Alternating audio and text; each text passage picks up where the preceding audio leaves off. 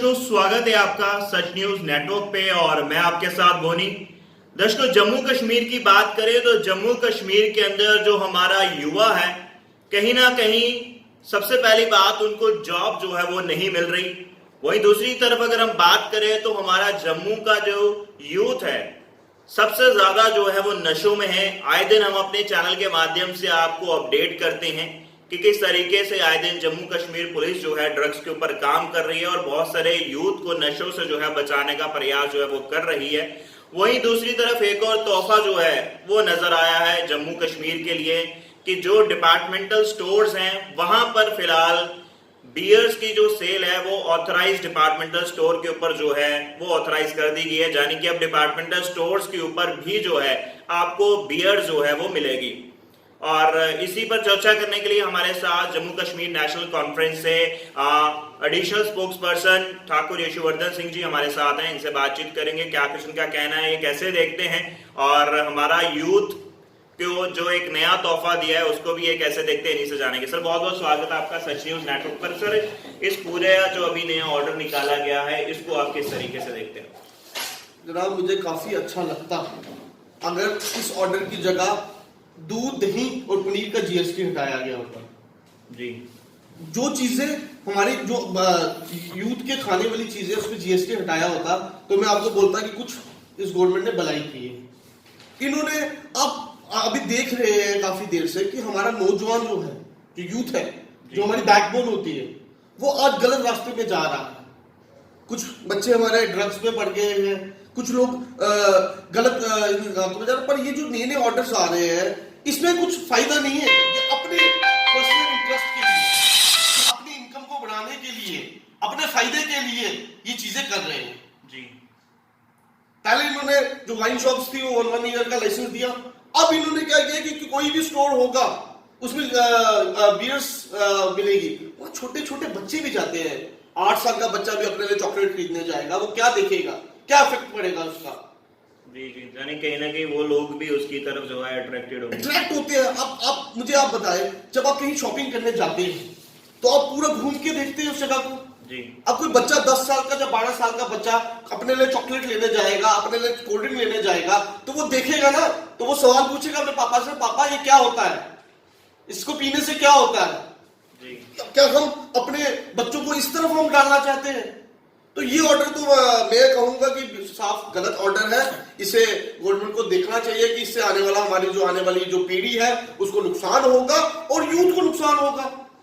इसकी जगह आप कोई पॉलिसी लाते यूथ के लिए, कोई अच्छी पॉलिसी लाते। तो कहीं ना कहीं हमारे जम्मू कश्मीर के ग्राम आंकड़ों की बात करें तो अनएम्प्लॉयमेंट जो है वो सबसे ज्यादा है। अगर कहीं ना कहीं उसके जगह कुछ और लाया जाता, जैसे आपने भी कहा, तो कहीं ना कहीं यूथ को जो है वो एम्पावर हो सकता था। सर, कोई अच्छा तोहफा लाते जिसको हम भी एज ए ऑपोजिशन में बैठ के हम भी उनकी तारीफ करते कि आपने चलो पहले गलती की है, आपने आज अपनी गलती को सुधारा है, हम भी अप्रिशिएट करते। हम वो लोगों में से नहीं है कि कोई अच्छा काम करेगा तो तभी हम उसको क्रिटिसाइज करेंगे। जो लोग अच्छा करेंगे हम उसको क्रिटिसाइज भी करेंगे, उसकी तारीफ भी करेंगे। पर मुझे एक चीज समझ नहीं आती, कोई पॉलिसी यूथ के लिए नहीं बन रही, कोई नहीं। आज भी बच्चे तड़पता है हर जगह।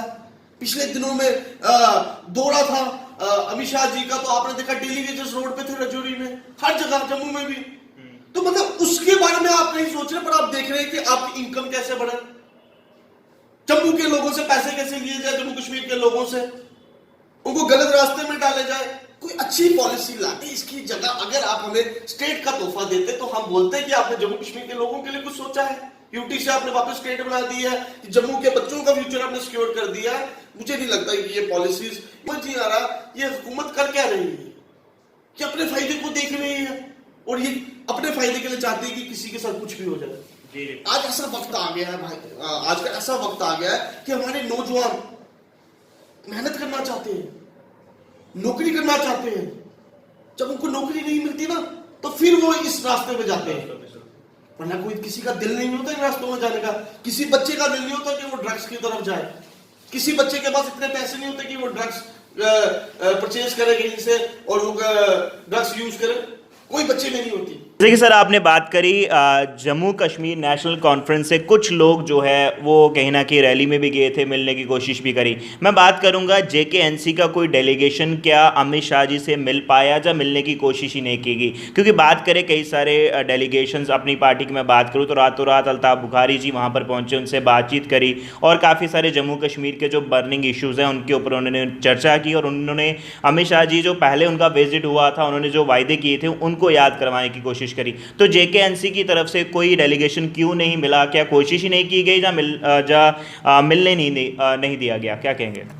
पहले तो मैं आपको एक बात क्लियर करूं कि नेशनल कॉन्फ्रेंस का कोई भी डेलीगेट नहीं मिला है जी। डिस्ट्रिक्ट लेवल पे लोग मिले हैं, ओके। पार्टी के एफिलिएटेड लोग कोई डेलीगेशन में नहीं मिला है। दूसरी बात, वो इस वजह से नहीं मिले हैं, एज ए वो गृह मंत्री अगर हमारे पास आते तो शायद हमारी पार्टी हमें डायरेक्शन देती कि एक डेलीगेशन जाए मिलने। वो एज ए बीजेपी लीडर आए थे, वो बीजेपी की रैली करने आए थे जी।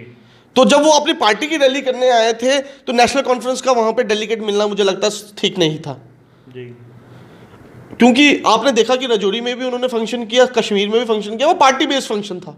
जी जी, क्योंकि आम लोगों में कहीं ना कहीं चर्चा है कि अगर अलग दूसरी पार्टी के लोग मिल रहे हैं, जम्मू कश्मीर की बात कर रहे हैं, जम्मू कश्मीर के लोगों की बात करें तो नेशनल कॉन्फ्रेंस जम्मू कश्मीर के एक बड़ी पार्टी है तो उनकी तरफ से कोई क्यों नहीं मिलने गया वहाँ पर? जनाब, नेशनल कॉन्फ्रेंस के डीडीसी मेंबर्स चेयरमैन्स को बुलाया गया था जी, बुलाया गया था, पर डेलीगेशन में नहीं बुलाया गया था, फंक्शन में बुलाया गया था। ओके। अब पॉलिटिकल फंक्शन को अटेंड करना जो बीजेपी का फंक्शन है वो दूसरी पार्टी के लोगों के लिए संभव नहीं बनता। अगर वो शायद अलग से बुलाते डेलीगेशन को तो वो बात अलग होती, पर वो जलसे में बुला रहे थे तो वो जलसे में किसी पार्टी के जलसे में हम नेशनल कॉन्फ्रेंस के लोग तो नहीं जाएंगे, ये तो बिल्कुल।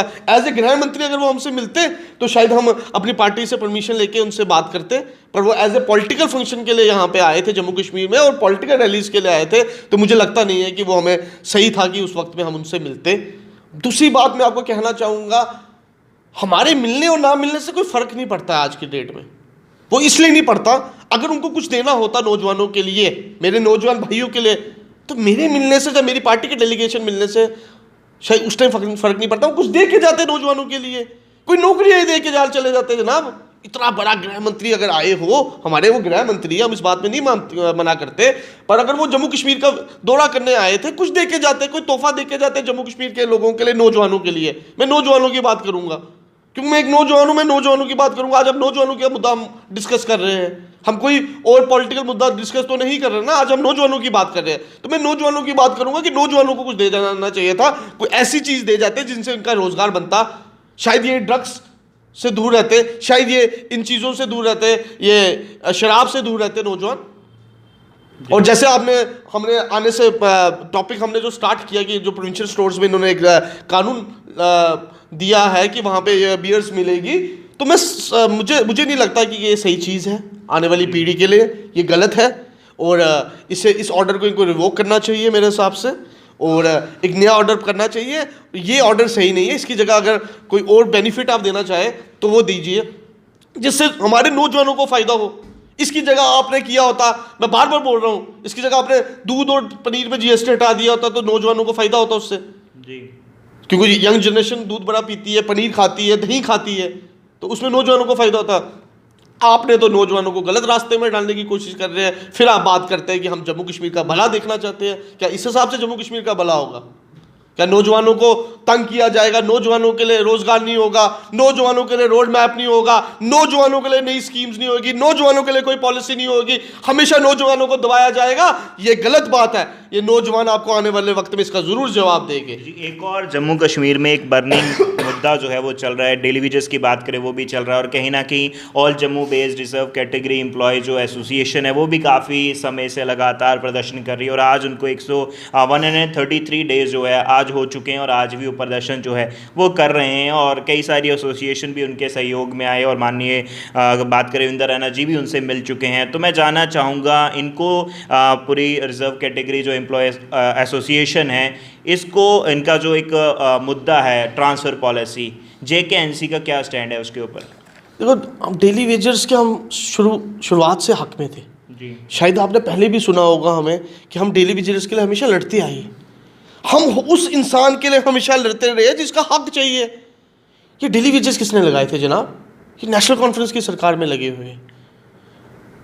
ये उनको प्रॉपर सैलरी भी नहीं दे पाए डेली वेजर्स को। उनको पक्का करना तो दूर की बात है, इनको 12-12 महीने से सैलरी नहीं मिल रही है।